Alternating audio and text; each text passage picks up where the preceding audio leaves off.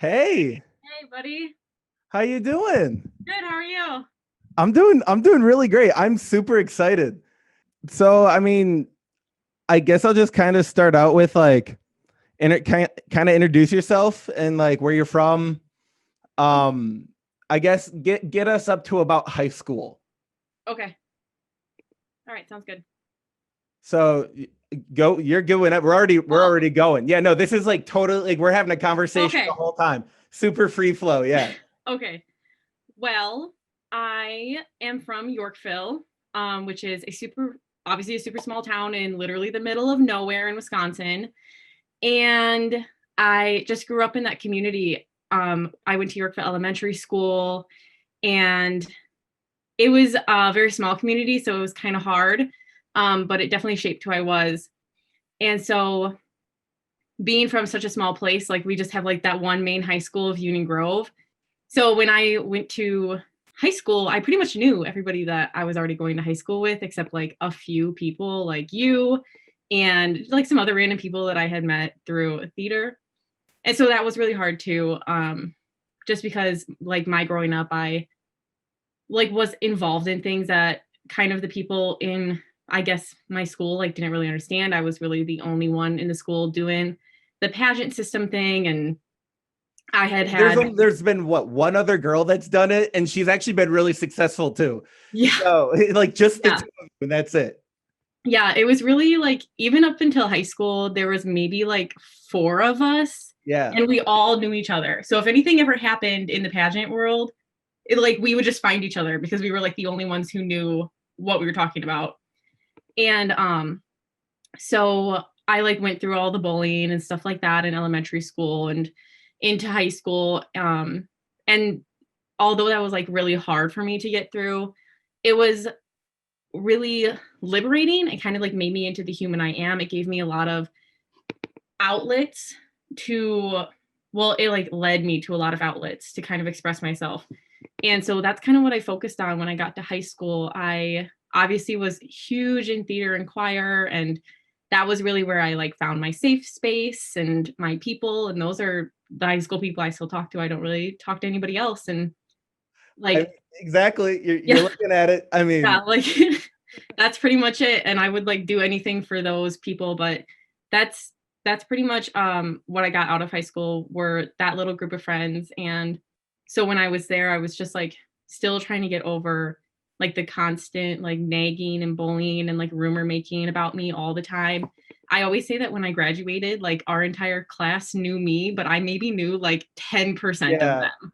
So like I don't know. My life was very big to the people in high school, just It's like because that. it's probably because they didn't understand it. I mean, Yeah. like they understood what Union Grove, what that Yeah. life was, especially like and for context too, Union Grove is a union school. So there's like what five different elementary schools that are feeders into it. Yeah, I think it's Raymond, yeah, Yorkville, Union Grove Middle School, Kansasville, Kansasville. Union That's Grove. four. So it's four. Yep, Yeah. there are four feeder schools, but our school was really made up even of people who came in from like Racine. The amount of Name. people who yeah, the amount of people who like came from those feeder schools were pretty small. And so I think like that was a thing too. Like when people came into Union Grove, they just met the people who had known me, and then like it still was like they didn't understand. So Yeah. You're but like it guilty by association yeah, automatically. yeah. Yeah. But it's okay. Like it really just pushed me further into theater, which is again what I got out of high Yeah. school. So yeah, but that's pretty much what I did. Yeah. Also, for a little bit more context, we were in theater in high school together. Yes, yes. Um, are really different paths leading up to the same point, but Yeah, yeah. we met up at the same point eventually. Yeah, Um, somehow ended up in the same place our senior year of high school. yeah, yeah. So, all right, we're at high school. So before we get too far into that, when did you start doing pageants? Oh my gosh, I was a baby. I was 6 years old, and it's kind of weird how it actually started. I really loved watching pageants on TV. So like the Miss America pageant, I loved watching it. But I was a very shy child because I had a horrible lisp, horrible. And so yeah, it was so bad. Me And too. so when I got into kindergarten, like first grade, we ended up actually getting mail from the Miss American Co-ed pageants. Well, actually at the time they were just they went by American Co-ed pageants. Okay. Um and now it's Miss American Co-ed. It like switches, I always change it. But what was funny is we realized that the director of like the state pageant for the Miss Wisconsin system actually was a mom of one of the girls that my little brother was going to preschool with. Oh, okay. Yeah, so we already knew her. And so I obviously had had those challenges with already being shy and stuff like that. And so my mom just kind of contacted her. Her name is Jennifer Rybar. Just kind of contacted her and was like, what is this all about? Like, should I sign Bailey up for this? Like, and like told her about my list and everything. And we kind of just ended up going for it. We had no idea what we were doing. We had never known anybody who went through the system at Which is all. how you should do it, right? If you want the Exactly. best experience, you do it for yourself. Exactly. And we did. We had the best time. We really just went into it. No expectations. My mom had no idea what was going to happen. She didn't even know if I'd get up on the stage, all this kind of stuff. Um, so we sign up and we go to the Wisconsin pageant, and it used to be held in the Chula Vista in the Dells. Oh yes, like the fourth Mm-hmm. best water park in the Dells for those that Yeah. haven't been there. I spent a lot of summers at the Chula Vista. I mean, most have been there, so I Yeah. feel like more Yeah. people have been there than like Disney World, even like outside of Wisconsin, just Yeah. because of like Yeah. the price. Yeah, it's Much more even better affordable. now. I mean, when I Oh started yeah. this, it was just small Chula Vista, and like the inside water park was in the basement, and that was like it. But so we ended up going there, and I had like a great time, but whenever we talk about that, we talk about the time that my older brother Austin had, because that's really why we came back. We think he flourished as a pageant brother, just the best pageant brother ever. Oh, It was so funny. He was my escort for evening gown, and he won a ham for being best nice. escort. That's so odd. Yes. That's And so so odd. it was so weird. And like my mom, Austin was always very outgoing, but my mom just like had never seen that kind of side of What, him. a ham? Is that like a Like, oh yeah. traditional gift Oh for yeah. a handsome man or a? Yep. The ham is the prize. Well, it used to be. It was so funny. It was the prize for the best escort. And it was a very prized win. Everybody really worked hard for the ham. And it came in just like a little styrofoam. We had no idea what to do with it after he won it because we were going to be there for 2 more nights. It was like a whole Doesn't thing. fit in the mini fridge, so you're Yeah. like, yeah, It just like sat there. We went and got ice. I don't know. nice. But he just had so much fun. And so Jennifer actually approached us at the end of the week because she didn't want to like distract us. And she was like, "Oh, so Bailey, like, what did you think of it? Do you think you're going to be back?" And before I even opened my mouth, Austin from down at the other end of the table was like, "Oh, we're going to be back. We're going to be back next year. Don't you worry, Jennifer. We're coming back." And we did. We just kept going. And that first year was obviously rough. I ended up crying at the end of the week because I was exhausted. Now, And okay, is that like a rite of passage thing? Like you have to cry as a pageant girl to like. yeah, I feel like you always have those moments. Pageants are very stressful, and a lot of people like don't give us enough credit for like the amount of stuff that we go through leading up to the pageant and then like that week. And so that was my first ever time crying at a pageant. It's not my last time, that's for sure. But it was so funny. We have a picture of me looking like a cupcake in the back because I'm just like sitting on the ground bawling my eyes out with my dress around me. But we just kept going back, and it was so much fun. We met some amazing people that year. The next year, actually, I met another little girl, she a year older than me. Her name was Lisa O'Connell, and she just kind of changed the pageant game for me. Her and her family took my mom and I under their wing, and her mom Bridget. They're some of the nicest people I've ever encountered, and they just helped us out. They really like wanted to see me flourish, and they wanted to see me come out of my shell. And Elise was outgoing and like kind of pushed me to that point. And so we kept coming back. The next year, my second year I was first runner up, and then the year after that I ended up winning, and it just never stopped. I just became in love with the organization and the girls and everything that I got out of it. And it took me a lot of years to get to the point that I got to in the system, being a national queen. I mean, I think it was like 12 or 13 years I was in the system. I Ooh, keep saying system, wow. which sounds kind of Yeah. weird, but Well, yeah. yeah. Well, I say like kind of the same thing. So like for me, in comparison, I played basketball for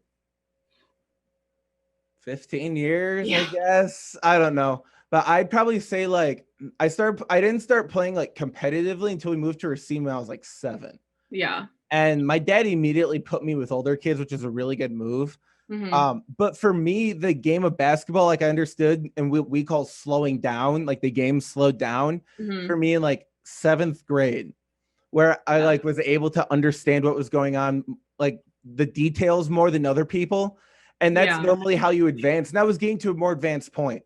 And Yeah. that definitely I feel like that has to happen in some capacity with the pageant game too. Oh yeah, So like at 100%. what age did it like I guess slow down for you? At what point, what year in? Um, I actually think, well, when you're so young, you're kind of just being like pushed all the way around. And so when I was in the way that pageants work are there are like several divisions. And so I was so young that I actually started in the first division as a princess. And I was there for like 2 years. And so I won my first year in the sweetheart division. And I actually think it started to slow down the year I was giving up my title. Mm, When I won my title, I was still just like kind of following like the flow of the motion. I've always been my own person. I've always been very opinionated and like nobody's gonna tell me a different way kind of thing. yeah. But I just still, we were so new still that I kind of had to like let go of that when I won, and I like needed that guidance from the people we had found to help. And so I think the year I gave up my title, I just like had so much confidence after that year. I finally felt like I could talk, and I had worked on my speaking a whole lot. My lisp was like almost not there anymore. And it just like gave me so much confidence in 1 year. Well, not just 1 year, even that first year when I was a princess, my mom saw a huge difference. But I can remember, like, I was old enough to know that I was very different than when I had started these pageants. So I think it was a lot earlier on just because there aren't, like basketball has like a whole lot of moving parts, Yeah. and it's like always changing. And although pageants kind of are, you're still I was coming back to the same pageant each year. So I was starting to understand what was expected of me, and like what I needed to do to like bring myself out of the crowd kind of thing. Yeah. So yeah, super young, probably like 8 or 9 years old, I finally was like, this is what I got to do. Wow. Well, and that you can kind of tell how you're built for things. You can Hmm. tell like when you're doing something that you really enjoy that you're like, I think I'm gonna be good at this. Hey, yo, mom, Yeah. dad, I think we should be spending time on this. Yeah. And I I'm glad that like I'm happy for you that you figured that out. I know you did other things as well. Hmm. Like for me, I didn't like pick a thing Yeah. ever really. Yeah. So until like college. So I never really had the opportunity to say, okay, this is my thing. And I think Yeah. now, later in life, I'm about to be done with college. Like that horrifies me because Oh I man. don't know what it feels like to do one thing now. Oh my gosh. Exactly. That's exactly how I feel. I like kind of grew up when I first started pageants, that's all I was doing. But when I was getting older, my mom always called me her jack of all trades kid, because I didn't just do one thing, and I didn't want to just do one thing. And so although I thought I was giving like 100% of my effort to like every single thing I did, that just wasn't possible. So it was more like I was giving like 80% because I was like, I needed time. I needed time to do my other things. Um, and so it really like created just, I mean, I just was never home. My poor brothers, they like, they were always only with my dad pretty much. My mom and I were always together because she was just bringing me around to my other things all the time. But I feel exactly the same way. I'm like looking for jobs, and I do not know how to do one thing. Well, So, and yeah, and I think there's, now that I think about it, I think I had one point in my life where I only did one thing. mhm. And I think you can probably think of something similar for pageants where it's like a short point in your life where you're like, well, pageants was the only thing I was doing for like this 2 year span. Yeah. For me, it was only like maybe a year max. It probably was only like 9 months, but it was Yeah. in my 8th grade and freshman year because I wasn't old enough to be staff at camp yet. So I was doing Mhm. basketball camps going into my freshman year. Mm-hmm. And that summer I was playing against the seniors and the high school Yeah. graduates, the guys in college, and then playing against freshmen when the basketball season came. Yeah. That might have been where I was at my best, because I got MRSA in November of my freshman year. What was our freshman year? 2011. I think 2012. we graduated in 2016, the year before. Oh So yeah, I guess the year 2011, before yeah. our freshman year was So 2012. in like the end of November, early December is when I got MRSA. So up until Okay. that point, that was like a month and a half of basketball. I was killing it. My Yeah. coach Ryan Thompson was like, "You've got this. You're gonna be really good. Just keep Yeah. going, keep going." And of course, as soon as you're going well, you get struck. Always. So, but that was like, it slowed down. The game slowed down for me because I finally had time to sit and focus on it. Yep. Yeah. So, and that was probably is that something similar to what happened with the pageants, where you finally just had time to do it and then you got nailed Yeah. on it? Well, definitely. Like I said, when I was in high school, or well, actually more when I was in like grade school, I was doing 1,000 things. And when I got to high school, I had those like two main focuses of theater and equestrian.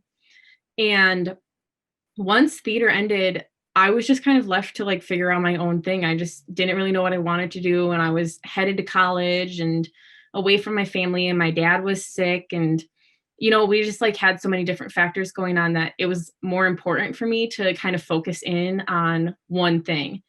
And so I kind of just found myself doing that. I thought about joining theater here at UW Oshkosh, just never did. Like I just wanted to go, and I wanted to try to do the pageant one more time. And I just wanted to win this national title so bad because I just loved the system so much.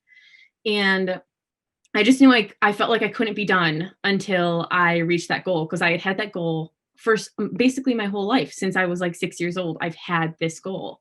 I wanted that red, pretty banner, is All what right. I used So, to tell well, my we mom. you keep mentioning your national title. So we should say Oh, you yes. are a national champ. You are Miss America, Miss Teen America. I like to think a little bit, but yep, my official title was Miss American Teen Miss American 2017. Teen. There we go. Yes, for the Okay. MAX system. Like I said, there's 10,000 different pageant systems. Miss American Co-ed is like a known one. It's coming back. It's doing so well. It's actually literally going on right now as we're talking. I was going to say, this is about the time of the year. Yeah. Yeah. And so it's actually kind of funny. My mom and I literally just got off a call about Mac. But so anyway, so when I got to college, I was just like had all those things going on. And so mom and I invested everything we could into this nationals. I got a coach, Thomas Stokes, and he was amazing. And I just found myself really focusing in on me. I felt like when I would go to nationals before, I'd focus a lot on the other girls that were there. And if you ask my mom about it today, she'll still say that to me, like it seemed like I just didn't know there was anybody else in the room. And to be honest, it sounds horrible, but I barely remember the people I competed against that year because I was just so focused on myself. Well, that's how, like, that. I'm going to make another sports reference. That's athletes just in general. You hear the crowd in the end of the game. Yes. You're so laser focused, doesn't matter. Exactly. But also, when the lights are that bright in your face too, I'm sure it's something similar to theater. Like you can't see the crowd in a theater performance. Yeah, you can't see anything. And so, and we just had a lot going on. And so I guess I should say, like, before I went to nationals, actually 3 days before I went to nationals, my father actually ended up passing away from a super long cancer battle. And we weren't even sure we were going to go.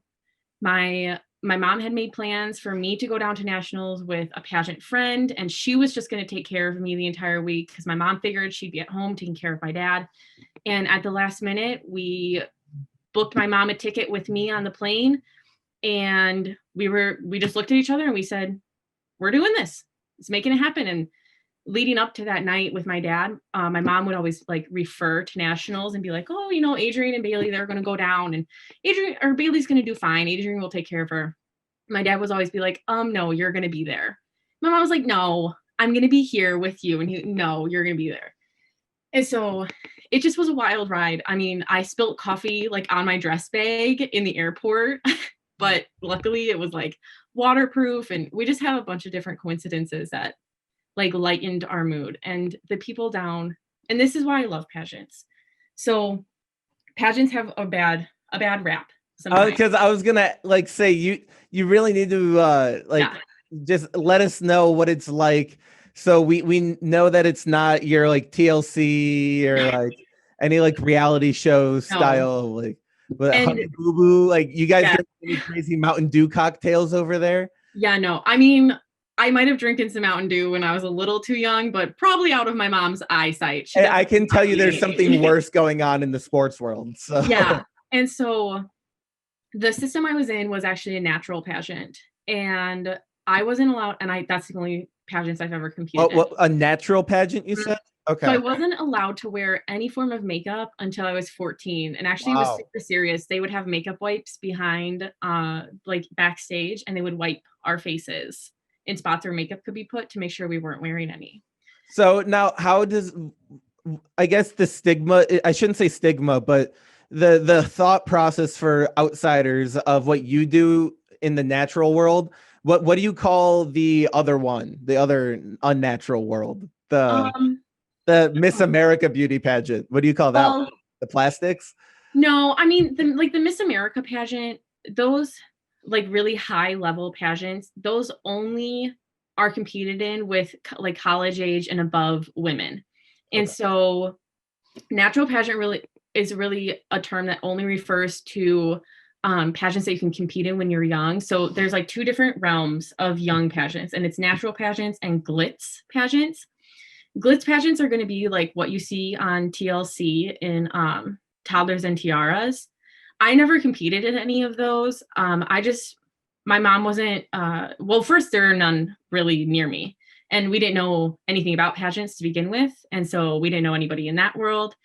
I know a lot of So girls who that was started good. You were a win in that coincidence then, because that was and probably so the best coincidence. yeah, so I started off in natural, and the glitz pageants, they really aren't bad. I do know a lot of girls who started in glitz pageants, and they're wonderful people. It's just a totally different world. Is it If kind we of were, like club volleyball, where like all the moms are absolutely crazy, and well, or at least they're okay. I shouldn't say crazy. So I no, coach the club moms are volleyball, and the crazy. moms are like invested because of how much Yes, money they're putting in.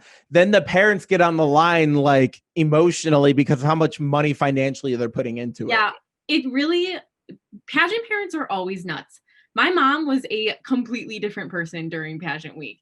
I love my mom and she's so nice, but she was crazy. And if you touched my dress before it was ready, you were gonna know it. And that's just how I've been yelled at by your mother before about oh yeah. touching your dress Mhm. twice. Yep. I remember before the musical, Yep. and definitely remember before prom. Oh yeah. And For sure. I like that was probably twice too, and Yeah. like I wasn't even within 10 feet of it, and she's hey, Yeah. She yeah, that's just, that just comes with pageantry, because even it doesn't really matter what side of pageantry you're doing. It probably is more expensive to be in glitz pageants, but being in natural pageants is really still expensive. You're spending all this money and you're investing all this time, and you want to do it right.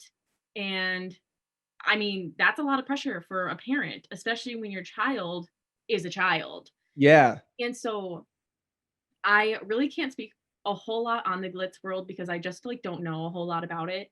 But like I said, I know a lot of great people who competed in those pageants, and I think even the stigma for those are kind of hard and harsh, because it still is just little girls and they're just going up there and doing their best, playing princess basically, and that's all I was doing. I just wasn't allowed to wear makeup while I was doing it because my dad was very against makeup.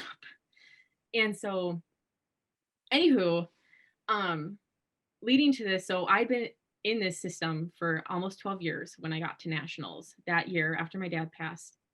And the reason I love pageants is because of the relationships that it gave me and the support system that it's given me.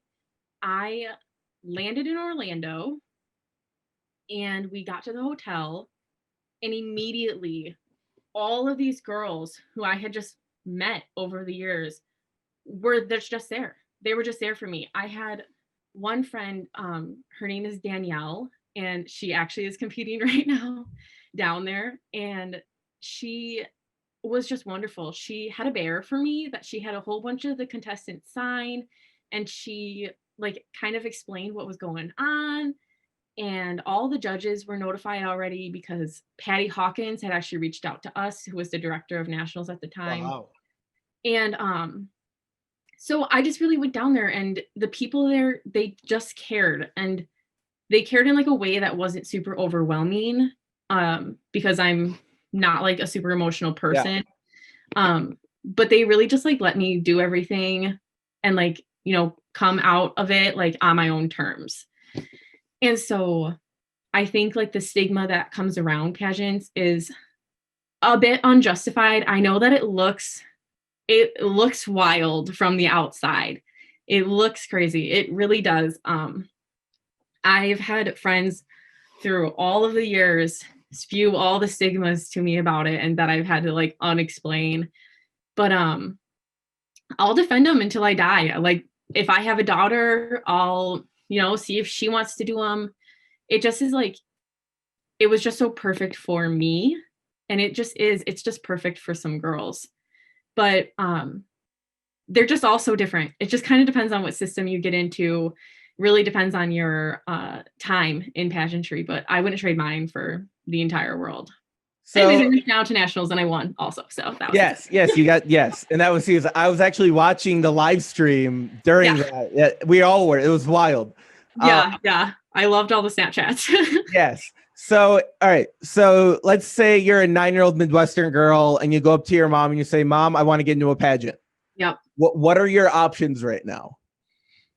Well, there's a ton of them now. There's even more than I kind of knew about when I was young, and a lot that I'm super involved in. And so the best option right now is you want to do a pageant, do some research. Literally Google pageants in Wisconsin, and you're going to get a lot of different varieties. So you're going to get the natural pageants, and you're going to get the glitz pageants, and you're going to get like some ones that aren't known. A lot of the biggest ones that I can think of right now are the Miss American Co-ed, which doesn't actually have its own Wisconsin pageant anymore right now. The NAM system, which is National American Miss. OAM is a very up and coming one. It's Outstanding American Miss. It just is a national pageant that happens every year. It just passed actually. And then there's another one, Miss Royalty, Miss Royalty International, I think it's called. It's ran by a wonderful woman, and that one's gotten huge in the Midwest. And so, although when you think of like small town Wisconsin and pageants, it doesn't like click. You can make it click. You just kind of have to put in the time and the research and meet the people. You gotta get onto the Facebook pages and reach out to people. And like directors are always willing to talk about their pageants, and they want to, and other contestants are wonderful resources for that. And so it really just, we're not the mean girls that everybody like thinks that we are, because it looks weird from the outside. I mean, there are wonderful, wonderful women competing in these systems that would love to get other people involved in them. Yeah. And so the reason I asked that is because I just wanted you to give a second chance to clarify how like vast this can be, how small it can be, all the different categories. Because I went to the website of your pageant, and I actually went back and I saw your picture. I saw the group of the girls you won with, and I looked at it. I was like, this is nothing what I expected. Mm-mm. Like almost what you expect is for someone that looks like they're always like strung in a corset. Yes. Their hair is like dyed beyond belief. Yep. Like eyebrows tweezed, so your pores are huge, but it doesn't matter because you cover them all up in makeup anyway. Yeah.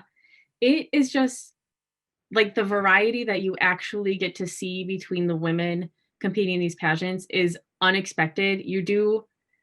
I know when people think of pageants, they really just think of like the most kind of basic human being that they could think of, because their idea of pageantry is probably not all there. But these are dynamic women.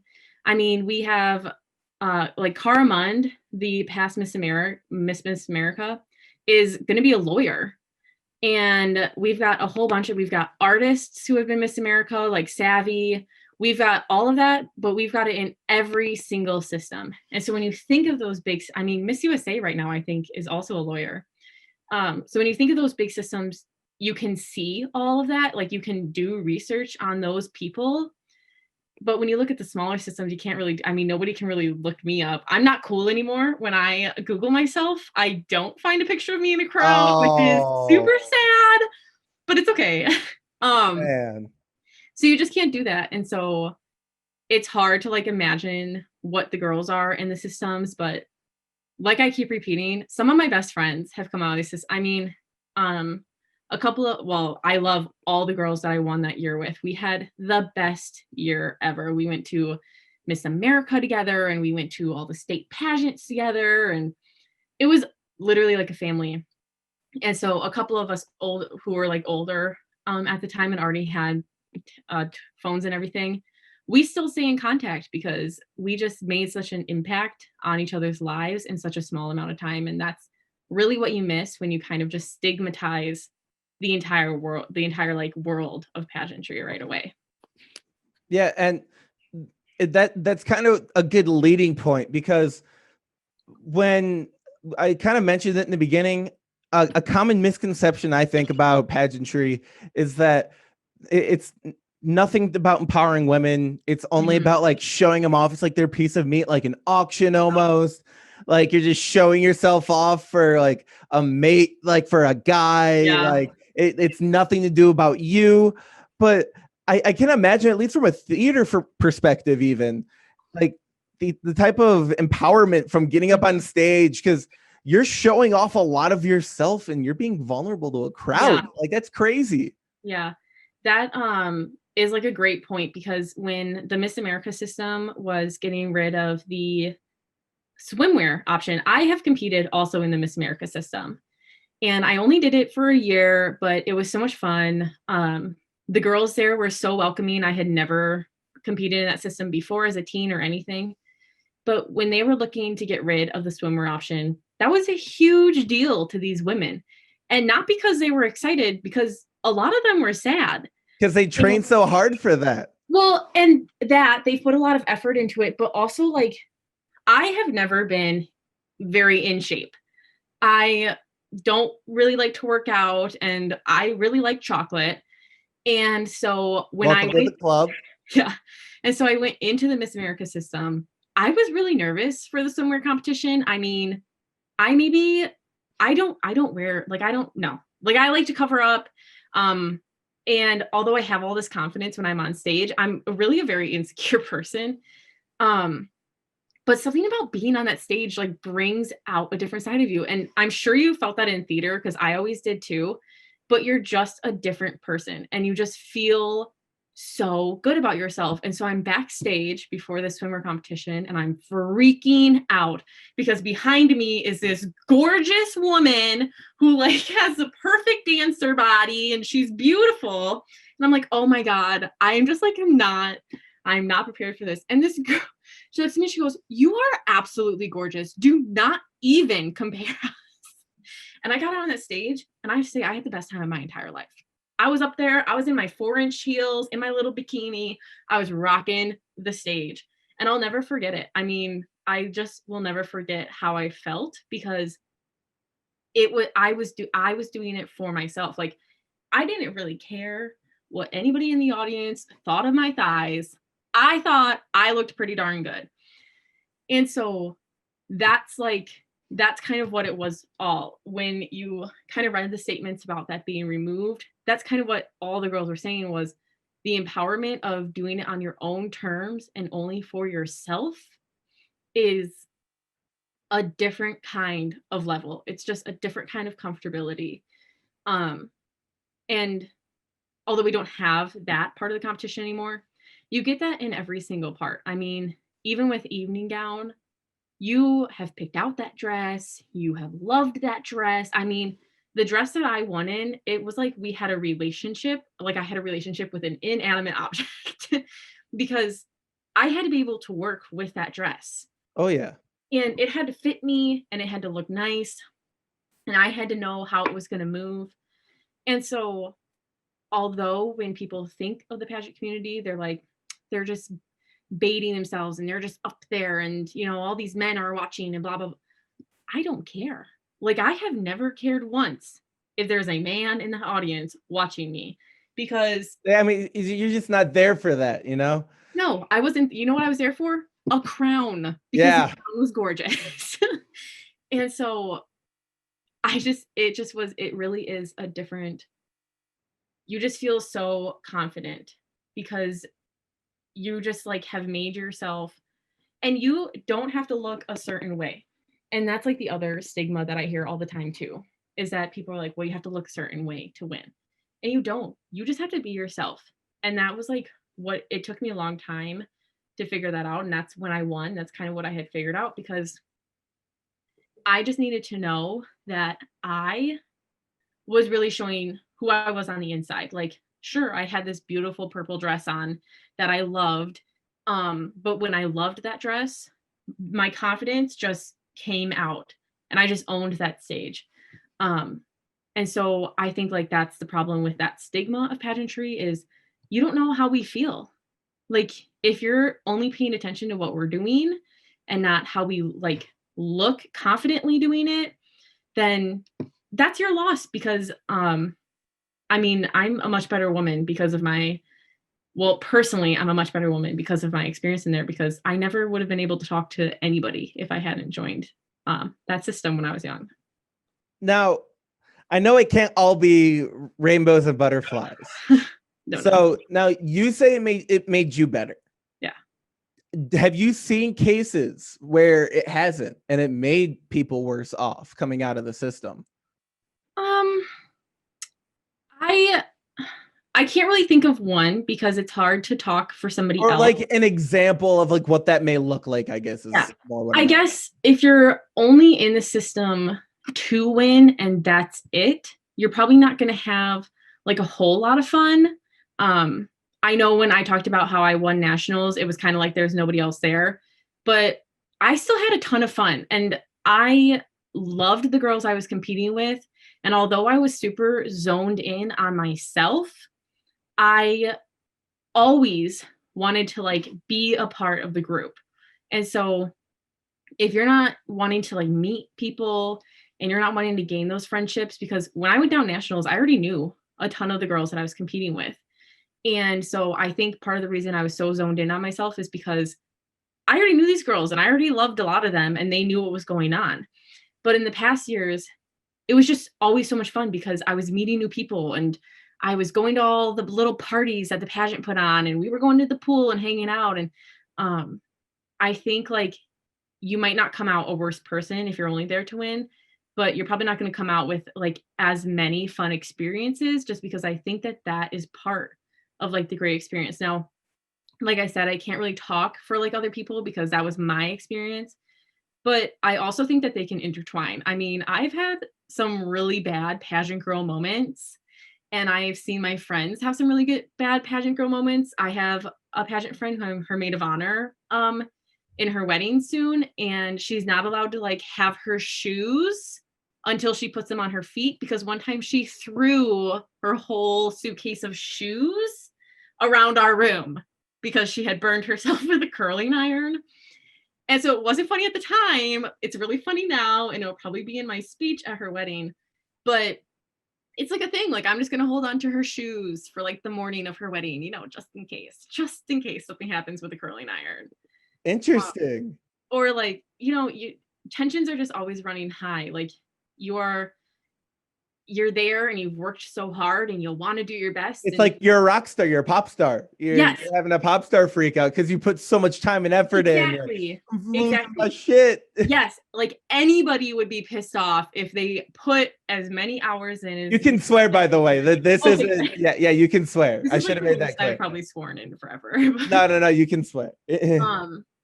I mean, anybody would be pissed off if you put in this many hours and you go down there and you just like fall on your face on the stage or forget I've forgotten things. I've forgotten my introduction before. I did this one time.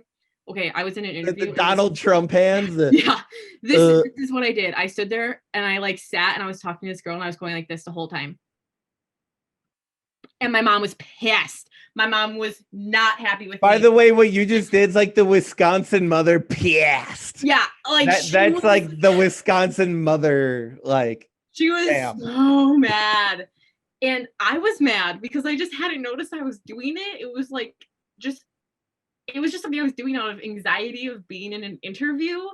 And I was so mad at myself. I could not believe it. Or it just is. It's a lot. It's a lot of work. And so when you see all your work come together and then it doesn't really come together how you expected, it's a surprise. And A little aggravating. it's a little aggravating sometimes.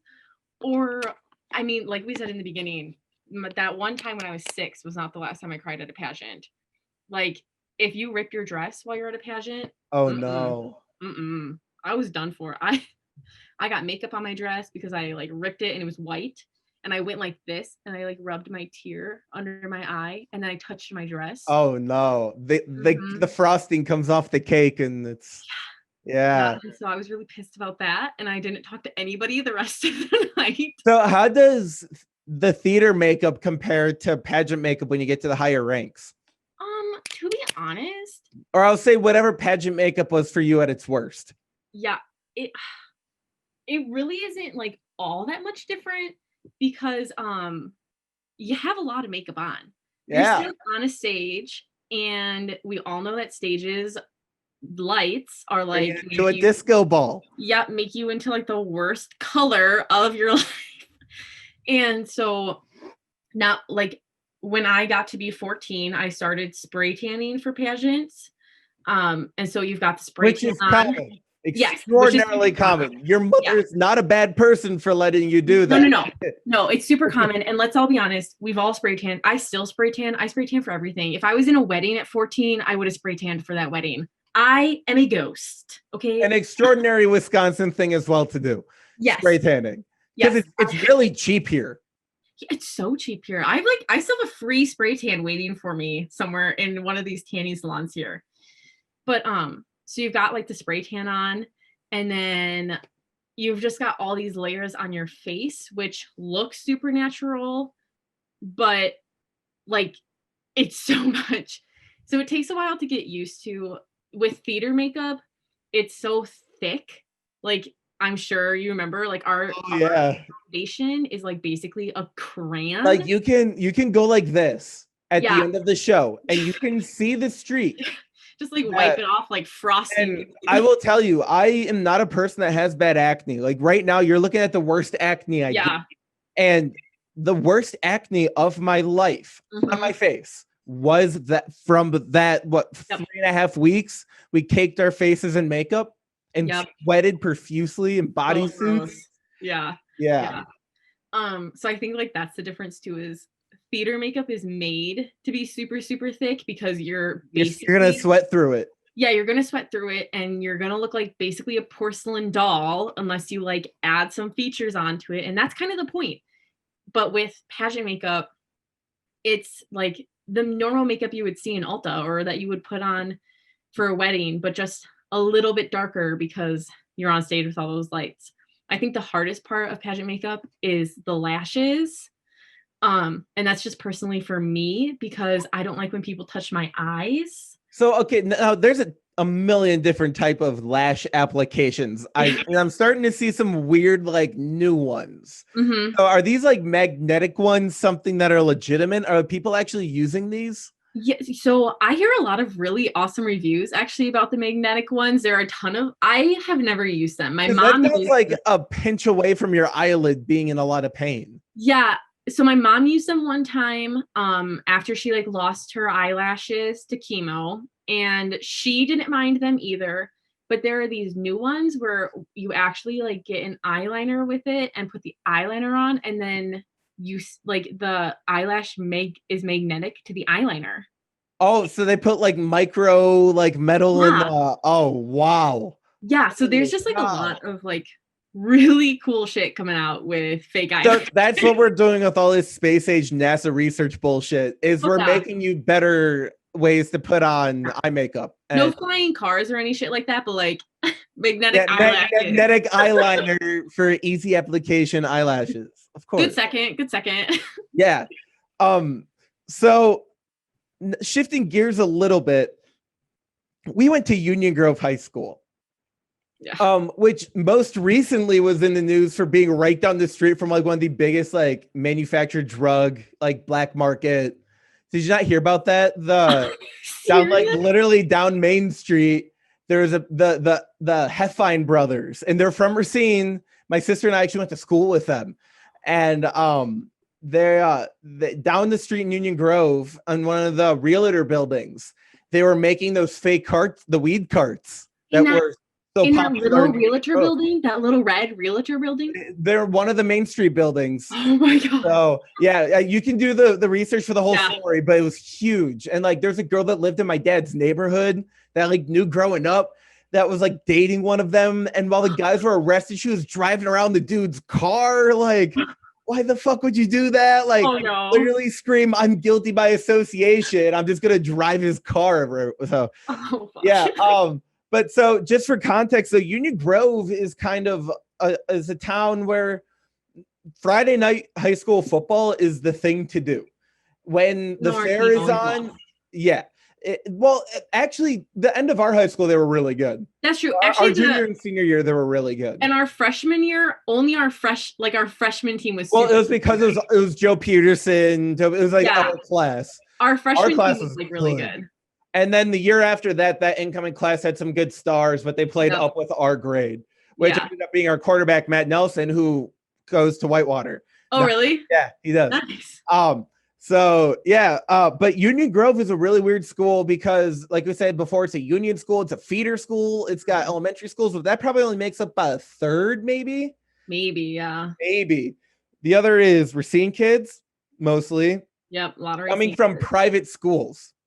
Yeah. And from that class, Joe Peterson's another kid that we grew up with. I literally grew up with him in the private school system. Oh, okay. A bunch of other girls as well that went out to Union Grove. So from my perspective going out there, I also started at St. Catherine's, a private high school downtown Racine. So I had two very different experiences. But Union Grove was, like I said, one of those towns, from my perspective, Fridays, all you have is football.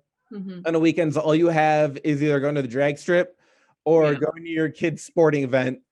And then to the bars. And if you're a high school kid, you're probably out like drinking in a field. Yeah, like dead in a field somewhere. Like, no, mom, I'm fine. And then you're like passed out puking in a field. Okay. We don't have to be, we're both of legal drinking age. Yes. You can't get in trouble for any drinking stories in high school. We're old now, so. There's no like statute of limitations on like drinking when you're a minor and nobody got hurt, right? I don't think so. Okay. Well, a broad question that can have a broad answer.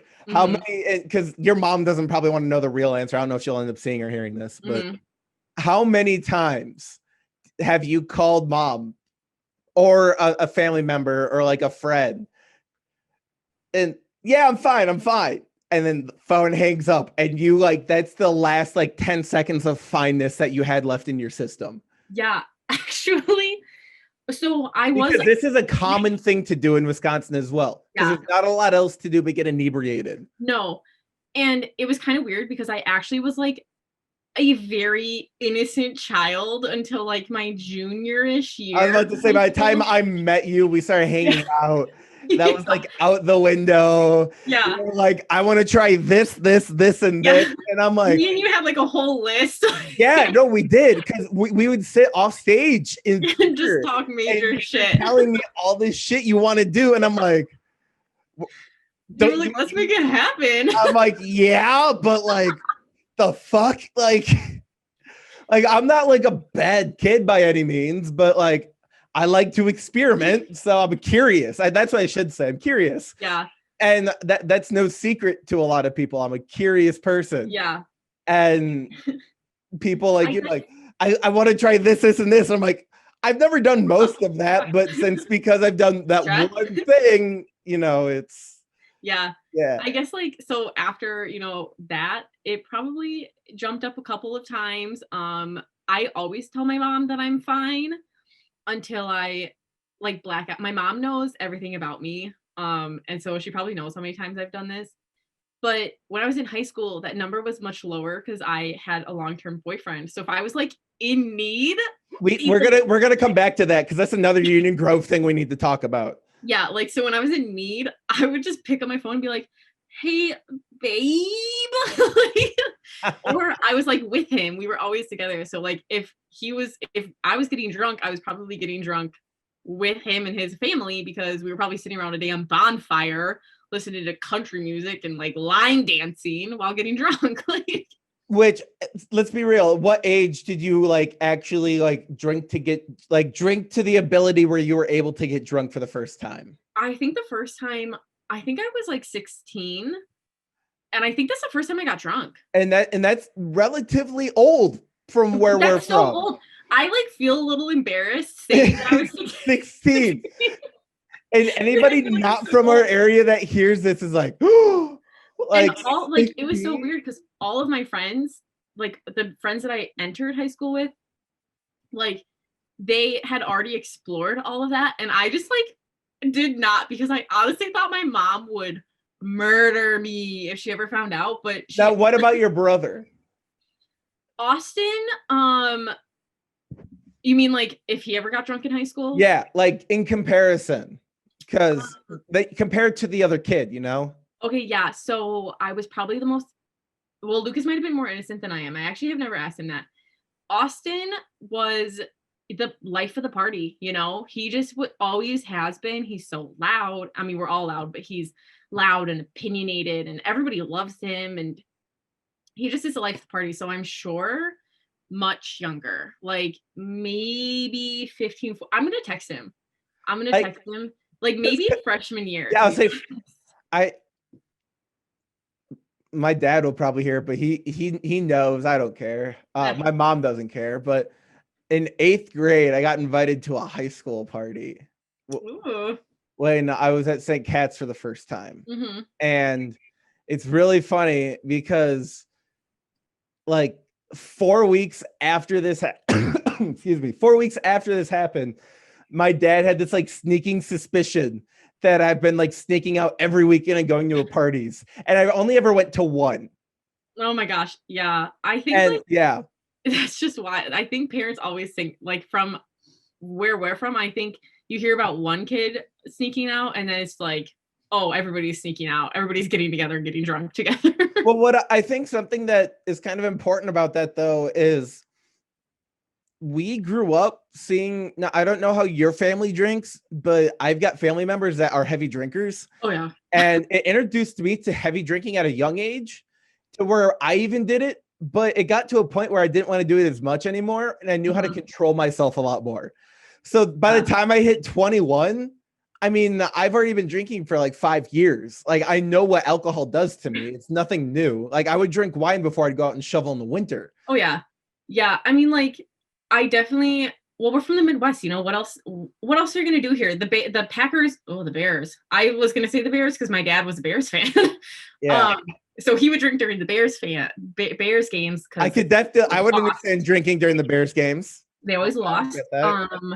But you know, the Packers game would come on and you've got a whole damn party of your relatives around. And what else are you going to do? Sit there and no, you're going to get drunk. Well, like, and what people like, yeah, everyone's got their like Sunday like football thing, but about probably like about 2/3, I'd say 66%, 2/3 of the NFL season for the Packers are like noon, 1 o'clock, 2 o'clock games on Sundays.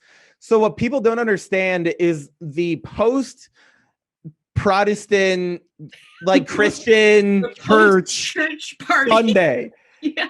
So basically what happens is mom, grandma, aunt gets up in the morning, Sunday or late Saturday, goes to the store, gets the things going for Sunday or later in the day. Yeah, on Saturday. Crock pockets going before church. Everyone goes to church. Literally from church, you're probably already wearing your Packer gear. If it's a Packer Sunday, you go from there, maybe to like a diner. If you got like a family diner, yeah, and then you head back to the house, you start drinking, yeah, and then an hour later, 2 hours later, the Packer game's on. And all your friends have like come, yeah. By that point, everyone's migrated to one place. Yeah, like our town could really probably be in like a country song, because it's probably based on a couple. Yeah, because there was definitely some Sunday. I mean, the Packers season would come on, and our entire church, it would just be Packers gear. Yeah. Like church attire was a Packers jersey I during the know Packers season. it was almost to a point where if you didn't wear Packer gear, it was kind of like, I wonder if they're a Bear fan or Yeah, like, like I wonder if they're just not into sports. where are It's you like, from? because like that's not a cliche, or like seriously, like that's a real thing. Yeah, Same seriously. thing with school. Like if there's a Thursday night game, you bet your ass everybody was wearing their Packer stuff, and they always love to play the Bears on Thursday night. You bet your ass everybody was wearing Bears or Packers stuff, because we're in the Union Grove area. We're about hour north of the border if you stay west of the I, but we're like just east, like we're just east of like Central. Yeah. We're in between like the central and the east of the state. So we've between, got it all. yeah. We've got both teams playing. We used to make it into like a spirit day at my elementary school. Like the Packers would play and they'd be like, "Oh, spirit day, everybody wear your Packer gear." And then you get those couple traitors and you're like, I see them. We're like, who are you? Where are you from? Yeah. Yeah. And then you get those couple kids that just didn't get along with the group of kids, so they wore Packer or Bear stuff, or they became a Bears fan and just didn't wear the actual clothes just to argue with them. Yeah. Because there's not a lot to argue about in Wisconsin either, besides sports, or you see one thing wrong and then they hold that against you for the rest of your life. Yeah. Because there's nothing else it's Wisconsin. What else is there? There's just not a whole, like, I loved growing up in, like, I kind of loved growing up in Wisconsin because it was like rural. And so I like had really close friends and close families, and I grew up in a very safe neighborhood. I mean, my mom is moving right now and we don't know how we're going to get her to remember a key, because she probably hasn't locked her door in, I'm 22, so like 21 years. Yeah. So it's going to be a very different world. But it really was like your fun time was a bonfire or a Packers party, and that's just how it always was, even when I was drinking in a circle in a basement. Yeah, just always like a circle it around. Yeah. I think like the earliest I drank was, I probably tried alcohol in elementary school with my then like best friend. I think we like sat in her basement Oh, okay, well that just reminded me of a memory, but it probably was elementary school. All right, give us the memory as nondescript as possible. One of my, or at least don't get yourself in trouble. You know, one of my friends had a party our freshman year, and that's like where I got my like future long-term boyfriend's like phone number and everything, and it was like a big thing. And I think that was probably one of the earliest times I drank was at that party, actually, now that I'm thinking about it. And it was literally, what is that really shitty alcohol that everybody has bad memories of? The blue one. UV blue, baby. UV blue and UV red. Diabetes in a bottle. It's disgusting. It's like, all right, so for anyone that hasn't tried it, you're either not of age or you don't drink alcohol. It basically tastes like nail polish remover with icy flavoring. Yeah, I would actually say if you haven't drinking UV blue, you probably waited to start drinking until you were 21. Yes.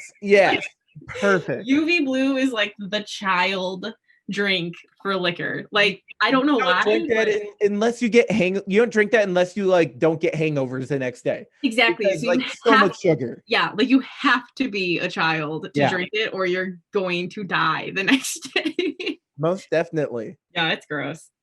But yeah, I think that was probably the earliest I ever got. Like, mine was Godiva liqueur. I took it from my mom and I drank like the whole bottle, and it's like it was like syrup. And I've told her about this. She knows about it, so it's still.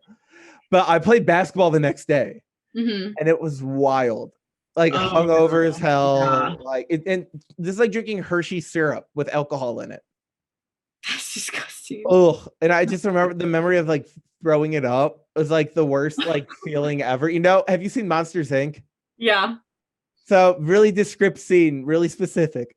When he's pouring the coffee and it's like sludging into the cup. Oh yeah. That's so bad. Your visual. That's so bad. Yeah. But let's step back a little bit. So Yeah. you mentioned your boyfriend. Yes. So something to mention about Union Grove and being in the country in general, especially in Wisconsin, is when you're in a relationship as soon as you hit high school, even like 8th grade, in, gay, over, it lasts. done. And I was in a relationship like that, didn't last nearly as long as yours did. Yeah. But yeah, I know what it's like. It's just wild. like, that's just how it goes. And like, I would probably say about safely, if not more, at least a third of the couples from our senior class, or at least that had a person in our senior class, are married or are planning on getting married right now. Like one of your best friends, two your best friends, a third from choir, fourth from choir, about to be a fifth from choir, like it, and that's like that's half. Yeah, it's like, it's just so much, and it really is. And it kind of depends. Like, I just think some of them last, and some of them they're just high school things. I had a high school sweetheart, and I loved him, and he's a great guy. But like, I moved away. I've always wanted a bigger life, and when you grow up in such a small town, it's hard because a lot of people just want that small town life. In the small house. How many of our friends are buying small town houses now? Oh my gosh, my best friend just bought a small town house. It's so cute, but it's that like little Union Grove house. I saw that. I was like, oh my God, they're doing it too. Yeah, they're doing it. And they're private school, like at least on the Meyer side, they're all private school raised. Yeah, and so I don't know. I just think like you kind of you're growing up in this small town, and that's kind of what you do when you get to high school, is you get into these relationships. But for some reason, like here, they just go on for I mean, my relationship was 5 years long. It went into my sophomore year of college, and it really just came down to one of us wanted that small town life, which is a perfectly fine life to have. I mean, I loved growing up like that. It's getting better and better too, actually. Yeah. And one of us wanted a bigger life. I want to move to New Zealand, and I wanted to go to New York, and I had all these dreams, and now you're a little more grounded because you've been through college, and you're like, oh, money. Yeah, and I just like want to make money because I spent so much money to get a piece of paper, and college is hard too. And I was just so far away. I mean, I'm like 2 hours away from home. But yeah, I say honestly, more power to you. We have a lot of couples now who are getting married, and they went through it all. They went through the college and the long distance, and I just think that's amazing. I like wild. It's crazy. And even Emma, like Sam went to Green Bay, and it was hard, but they really made it through. And I mean, they're so damn cute. Well, that's like one of those things where it's like, you just don't think about them separated. No, they were just like meant to be. Same thing with Hannah Kelsey and her husband. Like they were just meant to be. Yeah. Yeah. It just they seem weird with not being together. So exactly, like they just like wouldn't fit without each other, I think. So I just it's just so different, I think, because then I think what was weird is like I was up here, and in college it's like short term, who's hooking up with who. Oh my God. And I was like, that's a whole nother topic that we can get to. Like that's so different. Yeah. And I was, and again, this is I feel like I'm in a lot of groups that are stigmatized really badly, but I'm also like a Greek member. Exactly. And so like, in a Greek community, everybody knows everybody. It's like a weird the varying levels of detail. Exactly. And so like, it's like, oh my God, it's got like that high school feel of like everybody kind of knows what you're all doing, but you're adults. So we can get back to that, but really quick. So I hear a joke all the time at least around here, because Whitewater is really similar, where there's a lot of high school couples actually that end up coming to Whitewater. Same thing with Oshkosh and like a lot of the UW schools. Green Bay is another one. Yeah. But there's couples here that started dating like sophomore year of high school, and if you told them marriage at 16 was legal here, they would have done it. Oh my gosh. But I think that goes to show like when people are like, oh, you're not an adult until you're 18. I could make an argument with some of the people that we've grown up with, really could challenge that hard. Yeah. I think that that's like, I just don't think that's very true. I mean, you know what you, even at a young age, like I knew what I wanted. Like, and like I mentioned before, I've always been very opinionated on like what is going to happen in my life. Like I was not going to take it from anybody else. I mean, if you wanted to give me your advice, probably wasn't going to take it. It might have been right. My mom has a lot of that where she gave me the correct advice and I didn't take it. But you kind of just have to learn on your own. And I think like saying, and that's what I got a lot in that relationship was, well, are you really like old enough to be in love? And are you really old enough to like, think you're going to marry this person? And I, I still think that I was. I still think that Yeah. like it was justified for me to know that I was in love with this I'm in person. the same boat on that. Yeah. And know Same that boat. like at one point in my life, I really pictured our entire future together. So I think about, I've like thought about that a lot with all my friends getting married to like their high school sweethearts. And I'm like, how many times are you told when you're young that like, oh, you're just too young for love? You're like, and that's just so, I just think that's just wrong. Well, it almost makes you question your college relationships too, Yeah. because like you said, beginning of college is just to put it lightly, very hippy hoppy. You're kind of going from one thing to another, and Yeah. you're not focused on one thing necessarily. That's about as clean as I'll put it. Yeah. So at least for I've dated in college. I just got out of a relationship. That was rough. But like it's a lot different, but it's a lot similar in a lot of ways. But I definitely questioned the validity of how I felt about the person Yeah. because we see all of our friends from high school that are getting married now, that are married, and they're like, Yeah. I've known this person for 10 years and Yeah. we're dating for 5 or 6. And Yeah. we started dating in 6th grade. We're just meant for each other. It's like it makes you question if your relationship is good enough. Yeah.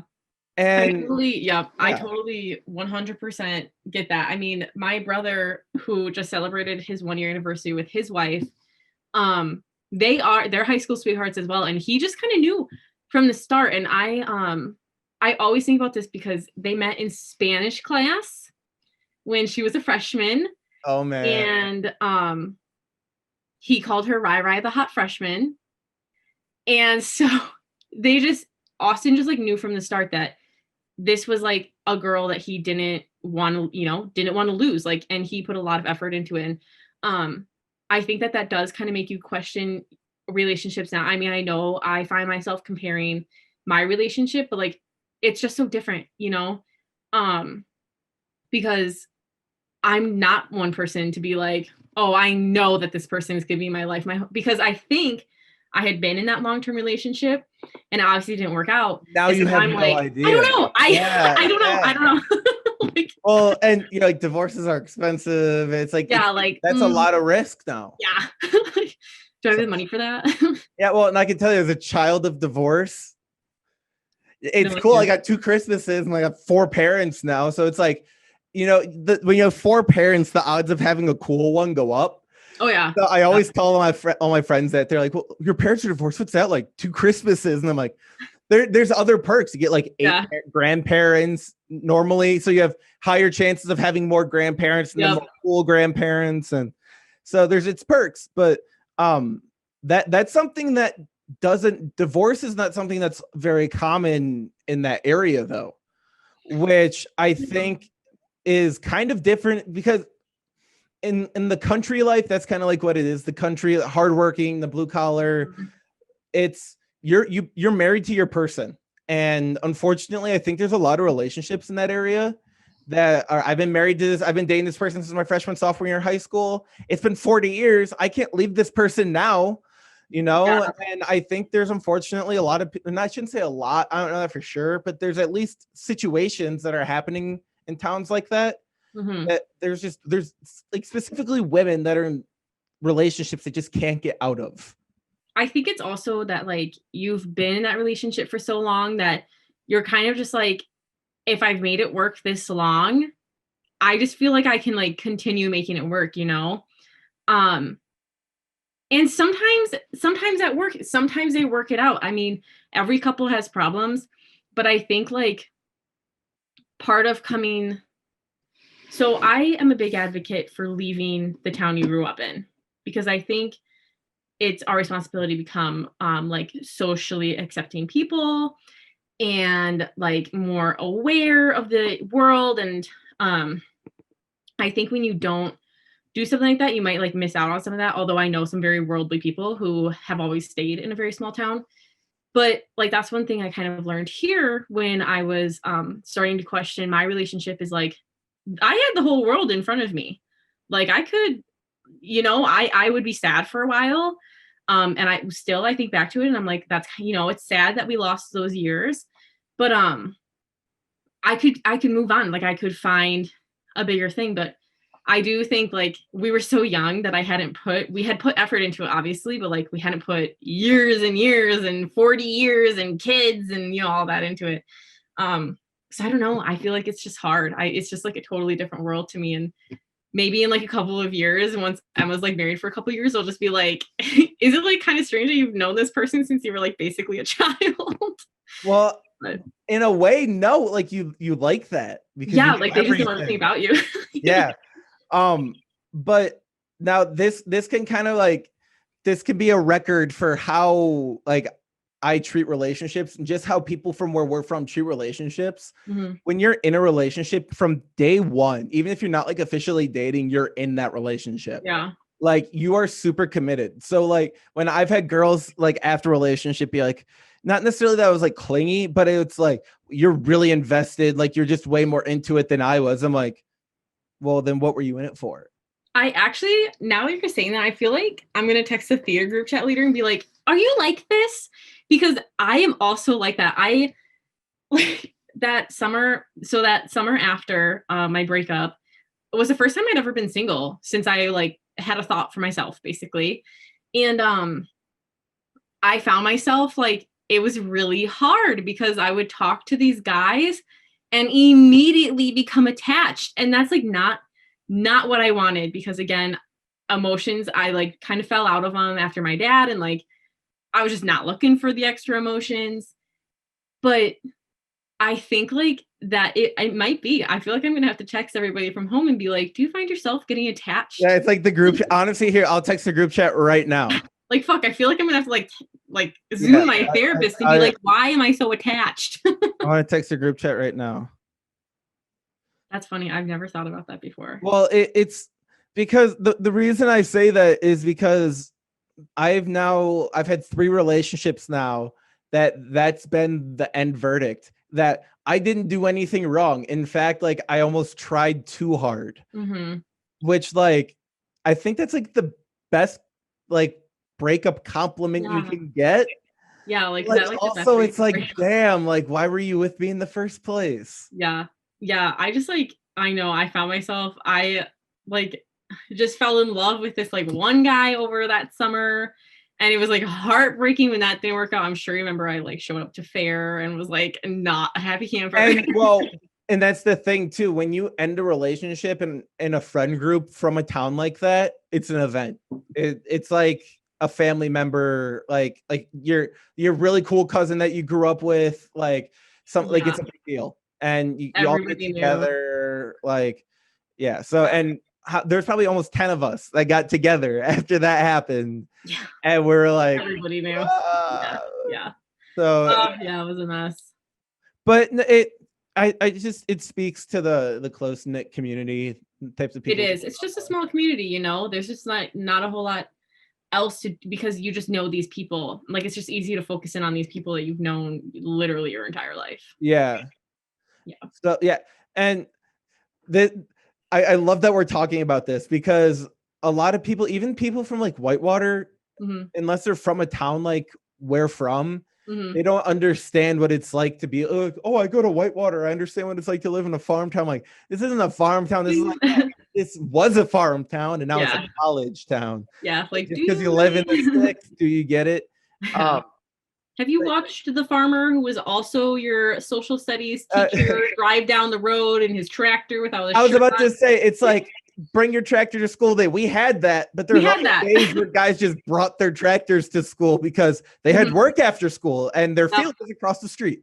We had a whole part of our parking lot designated to pickup trucks. Yes. Yeah.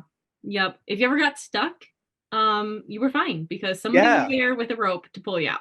And you know what? It didn't matter who you were. All of those guys' self-confidence were so low that they were like, let me do it. They were fighting. So I've got the better rope. Now, what I will say though, because there were some scuffles during some pretty heavy Friday football nights, that Union Grove people, even if you don't necessarily get together within the Union Grove group, they'll stick up for you. They're protect because like some Westosha football games or some bickering.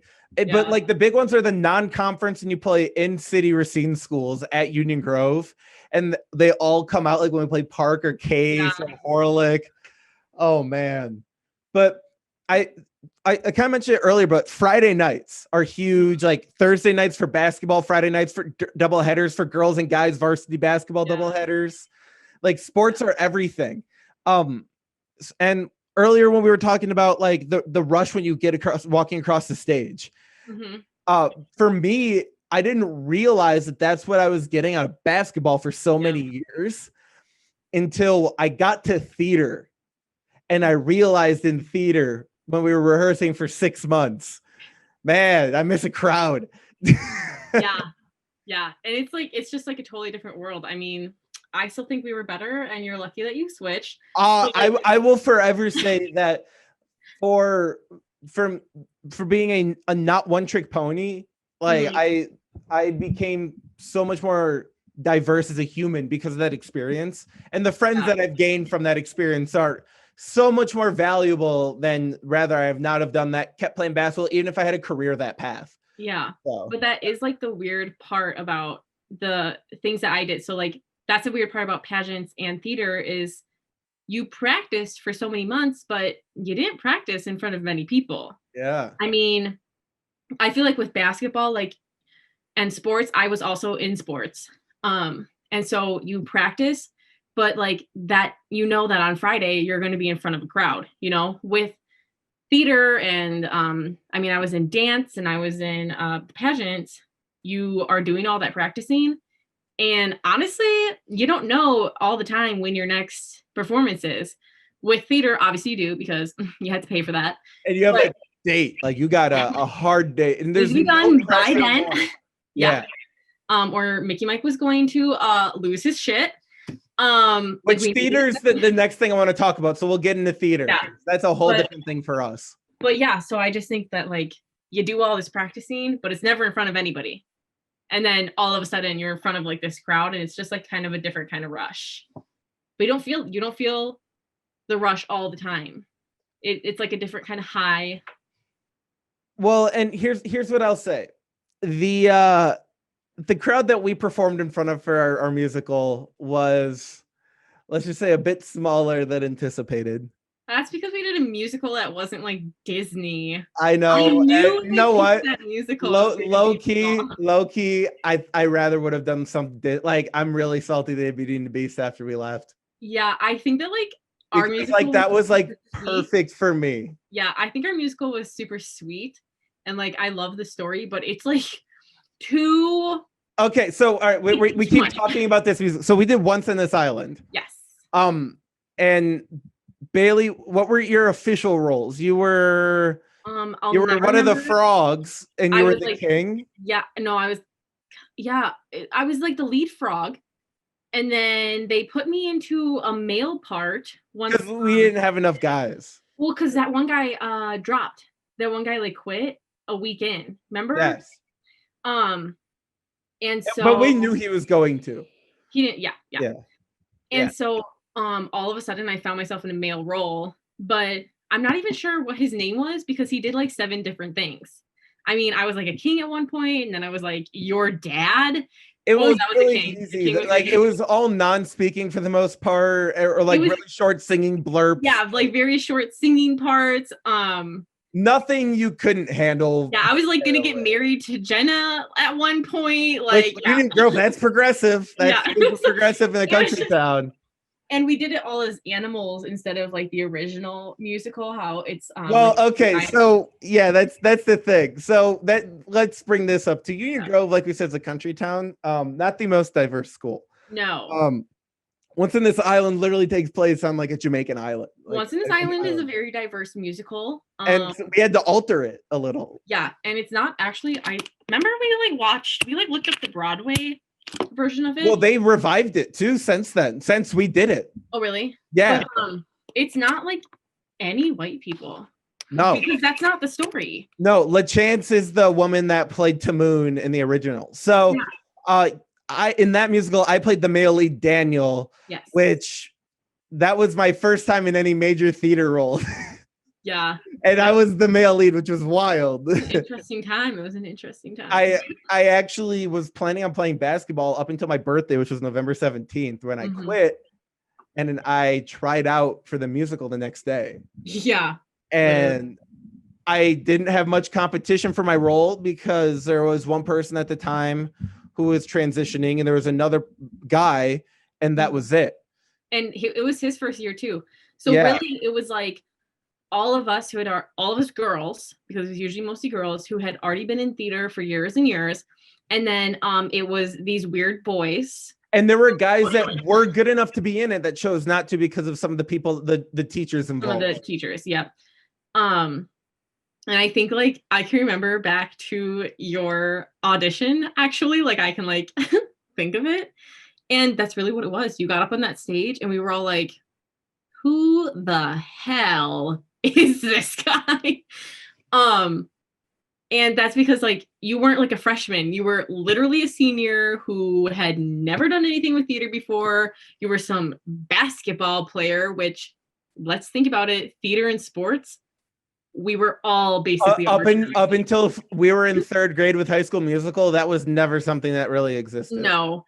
And I mean, still, it was very different worlds. Like my dad told me a story about a kid he went to high school with, that there's one kid that did both. And he talks about him like he was like the most crazy kid, that he was able to do both. And he had friends in both. And like, and it is known weird for that. Yeah. Because it's like two very different worlds that don't collide. And so I think we were all freaked the fuck out when you got there. So we were like, this guy's gonna bring all. So was that before I got on, or even while I was on? All of it. All of it? Yeah. Yeah. Especially while you were on. Because we just sat in like little pods. And we were kind of I was alone. Mine is like whoever I think Hannah Kelsey dragged me there. Yeah. And that was about it. Yeah. And so we were just like sitting in our pods. And I remember like it was like me, Tennille, and I think it was Hannah Gonski. I might be wrong on that. Bless both of their souls. I love them so much. But we were all just sitting there. And I'll probably have like pictures going on the side too of some of this stuff if I can find it. And so we were all just like, who is that? And then I remember it might have been Hannah. Somebody was like, well, he played basketball for a couple of years. And I remember leaning over to Neil and I was like, like gross. Well, but it ended up fine. It was fine in the end. Fine. Yeah. Well, so theater for us was, we were lucky, I would say. Yeah. Our budget was pretty weak, but our numbers were pretty low, but that means that we got a lot of attention, individual attention. Mm-hmm. My experience specifically, I got a lot of individual attention. And I can tell you so the group of teachers that we were and faculty that we were working with are like professional grade at all levels. Yeah. Like Jeff, God rest his soul. So sad. He worked for Disney. He worked on the Indiana Jones stunt show Spectacular. And America's Got Talent. He was on that show. Yeah. Yep. And he's a lifelong Disney employee. An amazing guy, and we'll miss him forever. He impacted all of us in so many ways. And I'm lucky enough to have a specific story that I'm going to share, which I think you know, but not all of the theater people know because it was a very private moment. Oh, I think I know. I don't care for one of these people anymore, and I'm still friendly with the other one, and she tells the story because it's wild. Yeah. I'm going to tell it. But So Jeff is one of those, is a guy that uses his time to go around, and I don't know if it's on Disney's dollar or was on Disney's dollar, but whatever it was for a good cause. No, it was just that, well, at least when he came by us, it literally, he was just kind of doing it for free, except that we paid for like his flight and he got a place to stay. And like, I don't think we paid him. But he also was paid well to do his other job. Oh, yes. So it's not like he was financially stricken because of the opportunities that he created for himself to be working with us for free. But we really quick also had Mickey Mike, who was consistent at our school, who was amazing. He did a lot of local theater work, literally the know-how of everything there. He taught us everything. He runs that place from top to bottom. Amazing. And then Mr. Ellsburn, who was our director at the time, a lot of people had mixed feelings about him. I had an amazing relationship with him. He was the professor in my advanced theater class I got to direct the play in, which is still on YouTube. I watched it the other day. It was hard because he was new. Yeah.